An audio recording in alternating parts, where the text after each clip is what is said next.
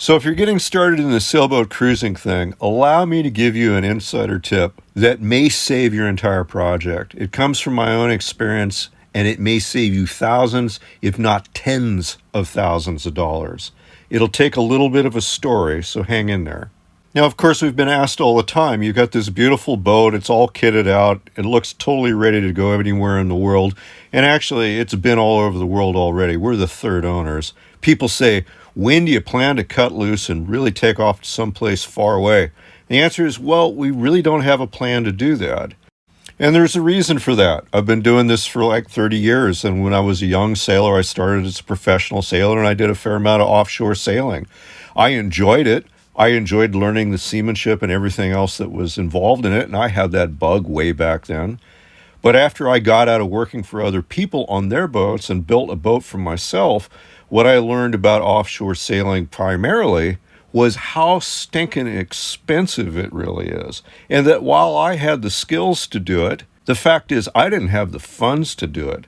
If you really think about it, every time you turn that engine on, a 5,000 hour, $25,000 engine costs $10 an hour to run. Your sails last 4,000 hours. Your bottom paint rots away by the day. Your anchor chain every time you set the anchor. And there's no beating this. This is just a part of the boat and the kind of beating a boat takes at sea.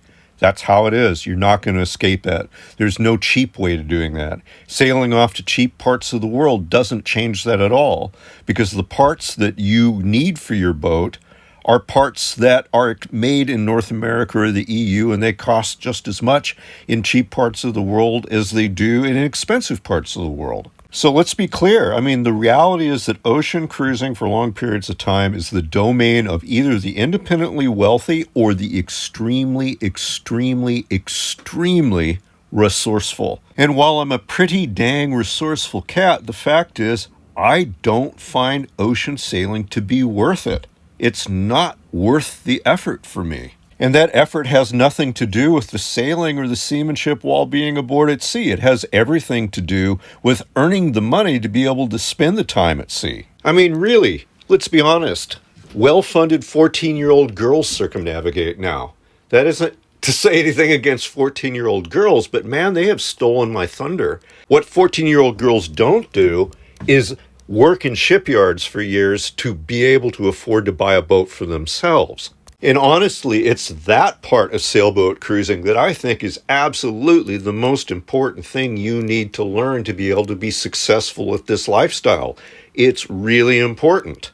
And unfortunately, when one looks at the YouTube influencer cruising channels, this is just not discussed. The reason for that is just tremendous confirmation bias. The people that are out there taking pictures of themselves cruising are generally people that have not had to confront this, or at least have not had to confront the financial realities of sailboat cruising yet. Which means either they're in a situation where they don't need to think about this issue at all, or they haven't been doing it long enough where the reality of having everything on their boat break has come to roost on them and they haven't confronted it yet. So what have I learned to be the solution? Baby steps, baby steps. Learn to sail the boat that you own now, well now, and in the area that you currently live. Do that, get good at it, figure out not only the seamanship, but how you're going to pay for it. Do it step by step, and if down the road the opportunity actually opens up for you, and you still have the desire, formed of experience, to take on long, extended ocean cruising passages, and you know what it's going to cost you, and you know what it's going to involve, at that point, you're ready to go. Because at this point, you have a good grasp on what it's going to really take. You won't get in over your head. You won't get yourself into a project that you can't maintain and ultimately have to abandon at some kind of crazy personal loss. In fact, you may actually find that that thing that you are looking for, that itch you want to scratch through sailing anyway, is something that you can find just in your local cruising waters, and you don't actually need to go cruising off around the end of the world to get there. That would be ultimate success. And in fact, it can be a kind of success that even those people who have sailed all around the world with magic money haven't achieved.